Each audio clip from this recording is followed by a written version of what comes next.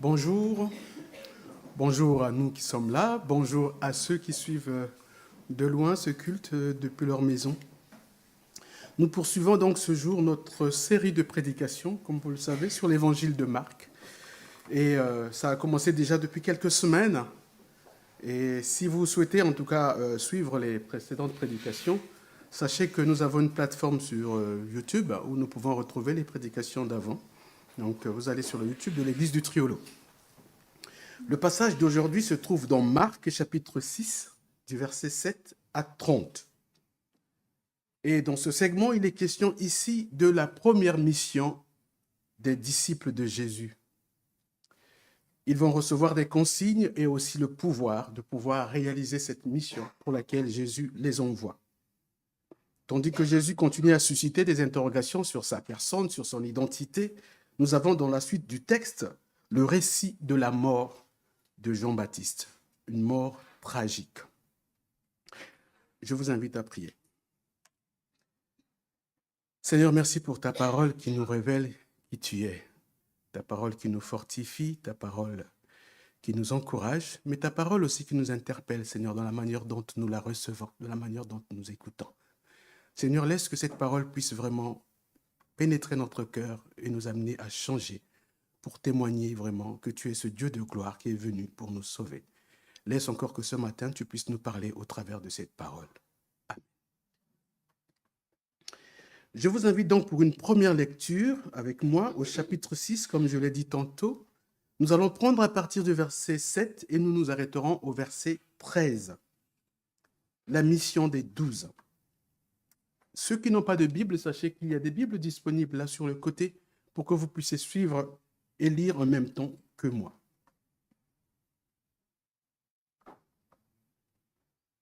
Ensuite, Jésus parcourut tous les villages des environs pour y donner son enseignement. Il appela ses 12 disciples et se mit à les envoyer 2 par 2. Il leur donna le pouvoir de soumettre les esprits mauvais et leur fit ses recommandations. Ne prenez rien avec vous pour le voyage, sauf un bâton. Ne prenez pas de pain, ni de sac, ni d'argent dans votre poche. Mettez des sandales, mais n'emportez pas deux chemises. Il leur dit encore, quand vous arriverez quelque part, restez dans la maison où l'on vous invitera jusqu'au moment où vous quitterez l'endroit. Si les habitants d'une localité refusent de vous accueillir ou de vous écouter, partez de là et secouez la poussière de vos pieds. Ce sera un avertissement pour eux. Les disciples s'en allèrent donc proclamer à tous qu'il fallait changer de comportement. Ils chassaient beaucoup d'esprits mauvais et guérissaient de nombreux malades après leur avoir versé quelques gouttes d'huile sur la tête. Nous nous arrêtons là. La mission des 12, prêcher la repentance, guérir les malades, chasser les mauvais esprits. Avant de voir plus en détail cette mission, un petit rappel sur ce qui précède notre épisode. Nous avons vu précédemment, donc dans les prédications qui ont précédé, que dans différentes occasions, l'autorité de Jésus s'est manifestée sur des éléments naturels. Nous avons vu comment il a apaisé la tempête, comment son autorité s'est manifestée sur des esprits mauvais, sur les maladies, sur la mort. Et face à cela, des interrogations. Les gens s'interrogent, il y a de la crainte, il y a de l'admiration, mais aussi de l'incompréhension, mêlée même à de l'incrédulité, de l'étonnement. Pourtant, ces témoignages d'autorité de la part de Jésus avaient pour but simplement de susciter la foi. Mais l'absence de foi pouvait faire que Jésus ne puisse pas effectivement manifester cette autorité. C'est ce qui s'est passé dans sa patrie. Les gens étaient incrédules. Dans notre passage de ce matin, nous voyons que Jésus va confier à ses disciples la mission de faire comme lui, de prêcher la repentance, de guérir les malades et de chasser les mauvais esprits. Et pour ce faire, il va donc déléguer son pouvoir et leur donner des consignes précises à suivre. Il les prévient aussi que l'évangile annoncé est susceptible d'être rejeté à cause de l'incrédulité des gens. Nous allons nous arrêter quelques instants sur ces instructions que Jésus donne à ses apôtres, à ses disciples. Il leur demande d'aller par deux par deux, et de ne rien emporter avec eux, sinon qu'un simple bâton. Pas de pain, pas de sac, pas d'argent, pas d'habits de rechange, au pied des simples sandales, le strict nécessaire. Et lorsqu'ils ont obtenu l'hospitalité quelque part, ils doivent y rester jusqu'à leur départ. Et s'ils ne sont pas accueillis, ni écoutés, s'ils sont rejetés, ils doivent simplement secouer la poussière de leurs pieds. Pourquoi deux par deux? Pourquoi deux par deux? La foi ne se vit pas en solo. On a besoin de se soutenir, on a besoin de s'encourager. Et en cas de danger, mieux vaut être à deux que tout seul. On sait que dans ces chemins, parfois, ils pouvaient être exposés à des dangers, et donc ils allaient deux par deux. Mais pas seulement. Jésus, ici, est en train d'appliquer également ce qui se faisait à cette époque, parce qu'un témoignage, pour être valable, il fallait qu'il y ait un deuxième témoin. C'est-à-dire qu'il y avait l'exigence, on va dire, légale de l'authentification d'un témoignage. On peut le voir dans Deutéronome 19, verset 15. C'est ce que prévoyait la loi. Le bâton, compagnon du voyageur à cette époque, pouvait aider à se défendre contre des brigands ou des animaux sauvages. Les sandales pour se protéger du sol qui pouvait être, on va dire, les routes brûlantes ou rocailleuses. Et pas de tenue de rechange pour être dans la simplicité, pour être comme les gens du monde. Pourquoi, selon vous, Jésus leur recommande le strict nécessaire? À votre avis, pourquoi le strict nécessaire? Je ne sais pas si quelqu'un peut nous aider. Pourquoi Jésus leur demande le strict nécessaire? Oui, tout à fait, mon frère. Merci pour ton aide. C'est ça. Il leur demande ça pour qu'ils puissent, en fait, être dépendants de la grâce de Dieu. C'est pour montrer leur dépendance à l'égard de Dieu. C'est-à-dire que c'est Dieu qui est capable de rendre possible et efficace cette mission, leur ministère. Et nous verrons, par exemple, dans la suite du texte, par la multiplication de pain, comment Dieu démontre qu'il est ce Dieu généreux de la providence. C'est Dieu qui peut prévoir, qui peut nous donner au-delà de ce que nous pouvons attendre. Qu'est-ce que nous pouvons retenir de ce passage pour nous qui ne sommes pas les contemporains de Jésus? Je propose de retenir trois choses. La première, c'est le fait que Jésus lui-même est à l'initiative de cette mission. Ils ne se sont pas levés un matin pour dire « bon, on va y aller », mais c'est Jésus qui est à l'initiative de cette mission. Par compassion pour le peuple et pour soulager la misère ambiante, Jésus envoie ses proches collaborateurs, choisis et préparés pour cela. Il y avait de nombreuses personnes qui le suivaient, ils étaient nombreux, mais Jésus va appeler les 12 pour les mettre à part pour cette mission spécifique. L'heure était venue pour mettre en œuvre ce qu'ils avaient écouté, ce qu'ils avaient vu faire par le Maître. Prêcher, c'est une bonne chose, mais former des prédicateurs, c'est plus important. De même, faire des miracles, c'est quelque chose de formidable, mais communiquer le pouvoir de le faire est quelque chose de plus grand. Et c'est ce que Jésus était en train de faire. Quelle générosité de la part du Seigneur. Il délègue son pouvoir pour que ses disciples puissent accomplir la mission qu'il leur donne. Que cela nous aide aussi à comprendre que tout ce qui contribue à la gloire de Dieu doit être encouragé. La jalousie, l'égoïsme, les rivalités ne peuvent pas, en tout cas, nous aider à faire avancer le royaume de Dieu. J'en déduis quelque chose de plus, c'est qu'il y a des missions spécifiques que Dieu confie à certains, en leur donnant les moyens, pour ne pas dire le pouvoir, de le réaliser. Nos bonnes intentions ou nos disponibilités ne suffisent pas pour bien accomplir une mission pour laquelle nous n'avons pas été appelés. Il faut que nous soyons appelés pour une mission spécifique à laquelle Dieu nous envoie, parce que Dieu nous donne les moyens de l'accomplir. Pour nous engager dans une mission donnée, je pense qu'il est bon de savoir si nous avons bien reçu cette mission, cet appel de la part de Dieu. Est-ce que tout chrétien, je me pose la question, tout chrétien peut-il être un pasteur? Il est bon de savoir en tout cas, tout chrétien peut-il être un pasteur? Il me semble que la mission de nourrir, de conduire, de veiller sur le troupeau de Dieu est une mission spécifique. Cependant, il y a des missions qui reviennent à tout chrétien. Mon frère l'a rappelé ce matin. Témoigner par notre manière de vivre que nous avons accepté Christ dans notre vie. Là où on nous a placés, dans nos familles, chez nos amis, au travail. Témoigner Christ. Mon frère l'a aussi rappelé. Parler de Christ. Semer autour de nous la parole de Dieu. Ça, tout le monde peut le faire. Tout le monde peut le faire. On n'a pas besoin de qualifications extraordinaires. Nous pouvons semer autour de nous la parole de Dieu. Par contre, le fait de ne pas être appelé pour une mission spécifique ne doit pas être une excuse pour ne pas s'engager dans le service de l'Église. Il ne faut pas dire « je n'ai pas été appelé, donc ça ne me concerne pas ». Non, l'Église en tout cas nous donne de nombreux services qui ne demandent pas de qualification spécifique par rapport à un appel spécifique. La deuxième chose que je voulais en tout cas faire remarquer et souligner ici, c'est que les disciples sont partis sans Jésus.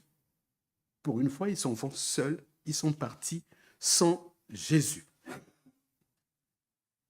Ils avaient appris, ils avaient vu, ils avaient reçu. Et là, ils vont expérimenter la puissance de Christ qui pouvait s'exercer en son absence physique. Il n'est pas avec eux, ils sont seuls. Grâce à cette délégation de Christ, de sa puissance, ils vont pouvoir expérimenter effectivement ce que le Christ leur a transmis, ce que Jésus leur a donné. Ils vont expérimenter la grâce de Dieu qui est capable de subvenir à tous leurs besoins. C'est pour ça qu'on leur demande le strict nécessaire. Donc, les moyens ne doivent pas être ici une excuse pour ne pas s'engager dans une mission donnée. Je n'ai pas assez d'argent, je n'ai pas assez de temps, je n'ai pas assez de ceci. Non, Christ, le Seigneur, pourvoit. Lorsque Dieu missionne, il provisionne. Il faut s'appuyer non pas sur notre force, mais sur la force que Dieu nous donne. C'est la confiance totale en Dieu qui doit être notre garantie par rapport à une mission donnée. Cette vérité doit être la nôtre pour tout chrétien. Nous avons en tout cas à avoir une vie de dépendance vis-à-vis de notre Dieu. Nos vies sont parfois encombrées des choses qui ne nous permettent pas d'avancer normalement. Donc, il y a des choses que nous devons à un moment donné laisser et nous en remettre à la grâce de Dieu pour avancer normalement. La dernière chose que je voulais souligner par rapport à notre texte est que Jésus les prépare à deux réactions. Quand vous allez annoncer la parole de Dieu, il peut y avoir acceptation, mais il peut y avoir aussi rejet. Il peut y avoir écoute ou refus de l'écoute. On le voit au verset 10 et verset 11. Mais quoi qu'il en soit, cela n'engage pas leur responsabilité.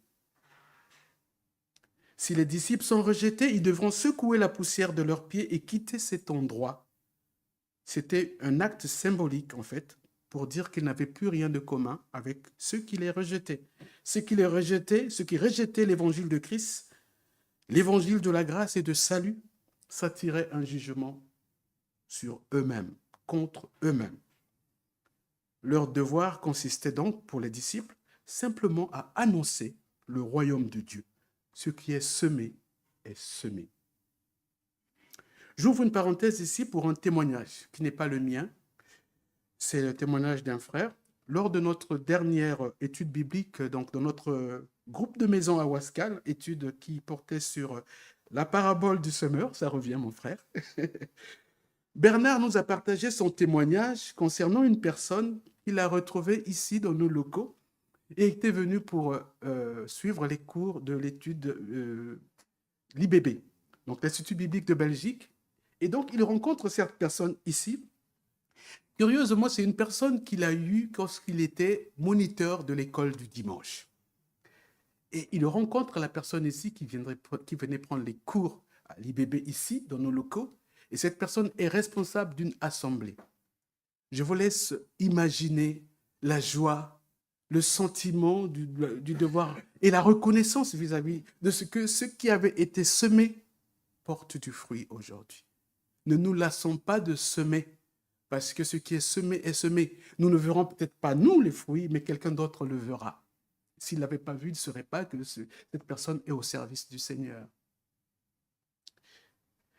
Si dans cette première partie, on a vu que Jésus continue à manifester sa divinité et que sa réputation grandit de plus en plus, partout, on parle de Jésus. En dépit de tout ce qu'ils ont vu, de tout ce qu'ils ont entendu, certains restent encore incrédules. C'est le cas du roi Hérode, que nous allons voir par la suite dans la deuxième partie. Nous allons voir que lui, il s'interroge encore, il se pose des questions. Et je vous invite donc pour une deuxième lecture, prenons encore nos Bibles, nous allons prendre à partir du verset 14 jusqu'au verset 30.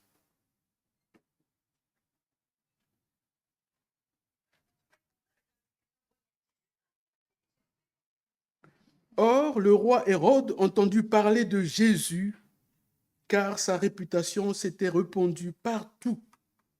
Certains disaient, Jean-Baptiste est revenu d'entre les morts. C'est pourquoi il a le pouvoir de faire des miracles. Mais d'autres disaient, c'est Élie. D'autres encore disaient, c'est un prophète, pareil à l'ancien prophète d'autrefois. Mais Hérode entendit tout ce qui se racontait et se dit, c'est Jean-Baptiste.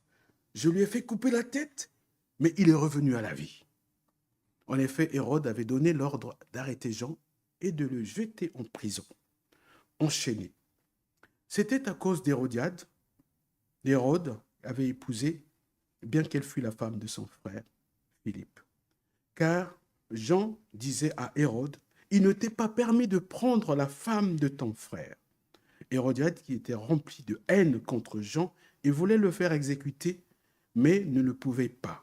En effet, Hérode craignait Jean, car il savait que c'était un homme juste et saint. Il le protégeait. Quand il écoutait, il était très embarrassé, pourtant il aimait l'écouter. Cependant, une occasion favorable se présenta pour Hérodiade le jour de l'anniversaire d'Hérode. Celui-ci donna un banquet aux membres de son gouvernement, au chef de l'armée et aux notables de Galilée. La fille d'Hérodiade entra dans la salle et dansa. Elle plut à Hérode et à ses invités. Le roi dit alors à la jeune fille, « Demande-moi ce que tu voudras, et je te le donnerai. » Et il fit ce serment solennel. « Je jure de te donner ce que tu demanderas, même la moitié de mon royaume. » La jeune fille sortit et dit à sa mère, « Que dois-je demander ?» Celle-ci répondit, « La tête de Jean-Baptiste. » La jeune fille se hâta de retourner auprès du roi et lui fit cette demande.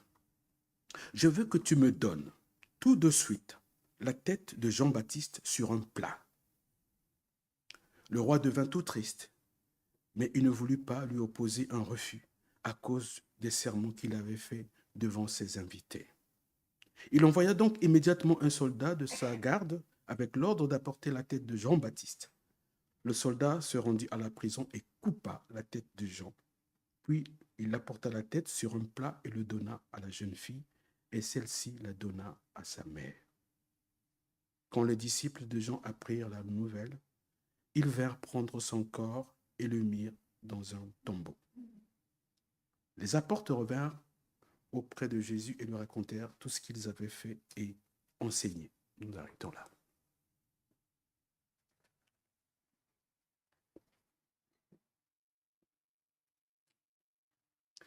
J'ai intitulé cette deuxième partie « Le prix de la vérité ». Le prix de la vérité. Qui est donc Jésus? Jean-Baptiste, qui est revenu? Élie? Ou un prophète de l'ancien temps? Malgré sa notoriété grandissante, Jésus continue à susciter des interrogations, des spéculations. S'il y a unanimité sur le fait que c'est quelqu'un qui n'est pas comme les autres, il y a une singularité en la personne de Jésus, dans ce qu'il fait de surnaturel, on s'interroge encore sur la nature, sa nature divine, la nature de sa personne. Et Hérode fait partie de ceux qui s'interrogent sur ce Jésus. Il est convaincu que Jésus et Jean-Baptiste ressuscitaient. Il faut dire que beaucoup attendaient le retour du prophète Élie, signe d'un temps nouveau. Or, Jean-Baptiste, on nous avait dit, en tout cas si vous lisez bien, il s'habillait comme Élie, et Jésus aussi, dans son enseignement, reprenait la prédication de Jean-Baptiste, en tout cas en partie. Donc Hérode avait en tout cas quelques raisons de s'interroger. En effet, s'il est clair pour nous aujourd'hui, nous avons la parole de Dieu, mais Dieu merci, la parole de Dieu qui nous révèle réellement qui est Jésus. S'il est clair pour nous, en tout cas, puisque l'Évangile nous dit et nous présente qu'il est le Christ, le Fils de Dieu, le Dieu tout-puissant au-dessus de tout, venu pardonner les pécheurs repentants, cela n'était pas le cas, en tout cas, pour les contemporains de Jésus. Cependant, est-ce que ces interrogations justifient les choix qui sont faits? On peut s'interroger, mais quant au choix, je me pose des questions. Pourquoi rejeter la parole de Dieu et refuser de se repentir? Au chapitre 4, Aurélien nous a parlé en tout cas de la parabole du semeur, ça a été encore rappelé ce matin. Il y a une illustration qui nous ont donnée plus loin après, au chapitre 5, de cette femme qui était atteinte d'une hémorragie.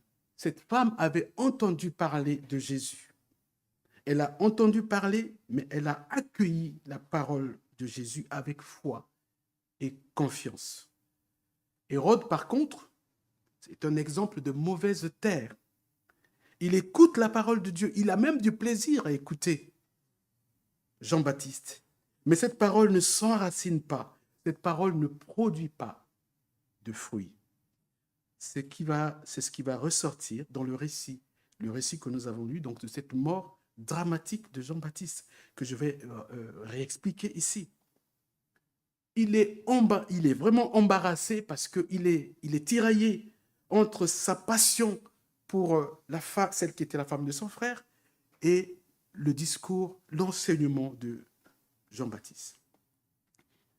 Il aimait écouter. Il craignait même Jean-Baptiste. Il savait que c'était un homme juste, c'était un homme saint.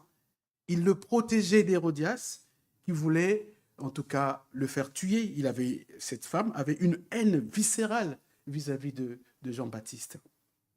Il voulait le faire mourir. Et elle n'attendait en fait qu'une occasion pour le faire.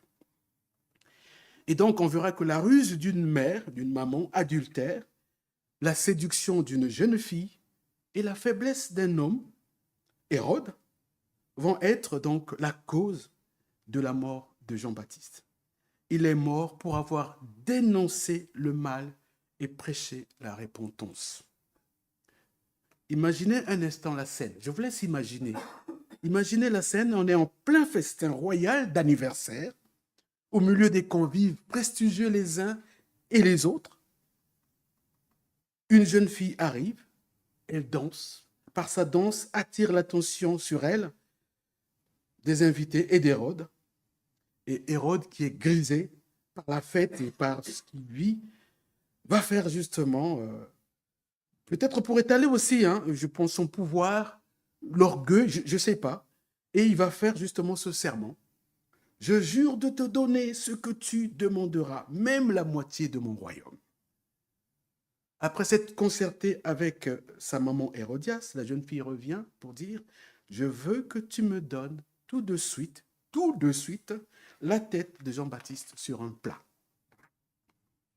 Et Hérode, ne pouvant revenir sur sa parole, est contraint par la pression des invités, de ceux qui étaient là, malgré lui, de donner l'ordre pour qu'on ramène la tête de Jean-Baptiste sur un plat. Au milieu de ce festin d'anniversaire, une scène macabre. La tête de Jean-Baptiste sur un plat, comme s'il s'agissait d'un gâteau d'anniversaire. Quelle tristesse. Qu'est-ce que nous pouvons tirer de ce texte? Nous avons vu qu'Hérode a entendu parler de Jésus. Il a eu l'opportunité aussi d'écouter Jean-Baptiste. Cependant, c'était une écoute superficielle qui n'a pas conduit au changement de son cœur. Hérode est tiraillé, je l'ai dit tantôt, entre la raison et sa passion pour Hérodias, celle qui était la femme de son frère. Malgré le fait qu'il avait du plaisir à écouter Jean-Baptiste, il n'hésitera pas à le faire mourir un innocent. Parce que cette parole n'avait pas trouvé le chemin de son cœur. L'influence du monde, les attraits du monde ont eu raison de lui. Il est donc très important de ne pas se contenter d'écouter la parole de Dieu, mais de l'accueillir, mais vraiment, franchement. Parce que nombreux sont ceux qui ont eu l'occasion d'écouter la parole de Dieu sans se remettre en question. Cette parole nous invite à la repentance. Ne pas le faire revient à rejeter Dieu, à rejeter sa parole et à s'attirer un jugement sur nous et aussi le rejet. Dieu nous rejette. Si nous le rejetons, il nous rejette également. Aujourd'hui, il y a un flou qui subsiste encore sur qui est Jésus. Qui est Jésus? Qui est-il réellement? Tout comme les apôtres et Jean-Baptiste, appelons les gens à se repentir. Appelons les gens à se repentir. Proclamons réellement qui est Jésus. Qui est Jésus? Le roi venu offrir le pardon aux pécheurs qui se repentent. Nous avons également dans ce passage une mise en garde contre la pression du monde. Souvent, par orgueil ou dans le milieu où nous nous retrouvons, nous pouvons nous laisser aller à faire des choses qui ne glorifient pas Dieu. Attention à la pression du monde, au regard des autres. Oui, Jean-Baptiste a payé de sa vie pour avoir dénoncé ce qui était mal. Combien sont encore aujourd'hui capables de nos jours de dénoncer ce qui est mal? Au nom d'une vie privée d'autrui, on se complaît de nos jours à ne pas dénoncer le mal. On regarde le mal environnant sans réagir. Des femmes se font malmener dans le métro sans que personne ne réagisse. Mais je pense qu'en tant que chrétien, il est de notre devoir, non pas de critiquer pour critiquer pour faire du mal, mais faire prendre conscience autour de nous. Ceci est mal. De faire prendre conscience afin que les gens puissent changer. Les aider à changer.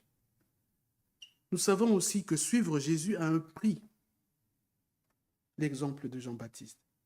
La souffrance peut faire partie de la vie des disciples. Jésus nous a dit, celui qui veut me suivre, qu'il porte sa croix.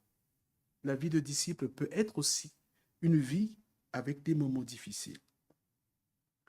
Avant de conclure, j'aimerais souligner un curieux parallèle sur la manière dont Jean-Baptiste est mort.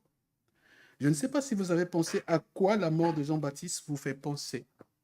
Je reviens encore pour vous demander votre aide. À quoi la mort de Jean-Baptiste vous fait penser? Ça ne vous interpelle pas sur quelque chose, sur une autre mort? Oui? Oui, tout à fait. Tout à fait. Jean-Baptiste meurt dans la solitude. On l'a chanté ici. Il était presque seul, l'un de ses disciples. Jésus est mort dans la solitude, sa croix, avec le sentiment de cet abandon aussi. Hérodias veut tuer Jean-Baptiste et attend le moment opportun. Nous savons aussi que les grands prêtres et les scribes attendent le moment opportun pour tuer Jésus, pour le faire mourir. Hérode succombe à la pression de ses invités en donnant l'ordre de tuer Jean-Baptiste. Pilate également va céder à la pression de la foule. Il va donner l'ordre de tuer Jésus, faire tuer Jésus. Les disciples de Jean-Baptiste récupèrent son corps pour le mettre dans un tombeau et Joseph d'Arimathée, excusez-moi, je prononce mal, d'Arimathée, oui c'est ça, en fait, lui aussi récupère le corps de Jésus pour le mettre en tombeau. Mais ce que je voulais souligner, au-delà de ces similarités, c'est le fait que les deux ont été tués parce que les auditeurs, ceux qui écoutaient la prédication, n'avaient jamais accepté de changer leur cœur. Le manque de repentance est la cause pour laquelle Jean-Baptiste sera tué de même que Jésus, il n'a pas accepté justement de se repentir, de changer, de reconnaître, d'accepter ce discours de l'Évangile, cet enseignement. Conclusion. La mission confiée aux 12, c'est aujourd'hui notre mission à nous, la mission de l'Église. L'Église se doit d'annoncer la bonne nouvelle, ça a été rappelé encore dans la présidence, d'annoncer le royaume de Dieu qui s'est approché par la venue de Jésus-Christ. En effet, le monde souffre de ce poison qu'est le péché et le manque de repentance. La haine, la violence, l'égoïsme et toutes ces choses néfastes qui nous environnent trouveront sans aucun doute la solution si nous nous repentons, si nous acceptons, si nous écoutons, si nous accueillons l'évangile qui conduit à la repentance. En recevant le pardon de nos péchés, nous pourrons vivre par la grâce de Dieu en nouveauté de vie. Une vie où le pardon, la paix et l'amour seront notre partage. Le texte de ce matin, en tout cas, nous montre que le manque de repentance peut avoir des conséquences graves et attirer un jugement sur ceux qui rejettent la bonne nouvelle. Hérode avait entendu parler de Jésus, de ce qu'il faisait. Il était content d'écouter Jean. Il le protégeait. Mais les choses du monde, le pouvoir, l'orgueil ainsi que d'autres désirs ont amené Hérode à rejeter le message de la repentance. Et nous en connaissons les conséquences. Nous avons en tant que disciples de Christ le devoir dans ce monde, le monde corrompu et souillé, de témoigner l'amour de Christ, d'annoncer le royaume de Dieu. Et Jésus nous a laissé son esprit pour nous guider, pour nous fortifier et nous accompagner dans cette mission. Que le Dieu d'amour nous donne, dans les prochains jours, à vivre et à partager l'Évangile dans la simplicité, la confiance et l'efficacité que lui est capable de nous accorder lui-même. C'est lui qui nous demande d'aller et de faire de toutes les nations les disciples en les baptisant au nom du Père, du Fils et du Saint-Esprit. Bien qu'absent physiquement, il nous promet d'être là toujours avec nous, tous les jours, jusqu'à la fin du monde. Amen. Que Dieu vous bénisse.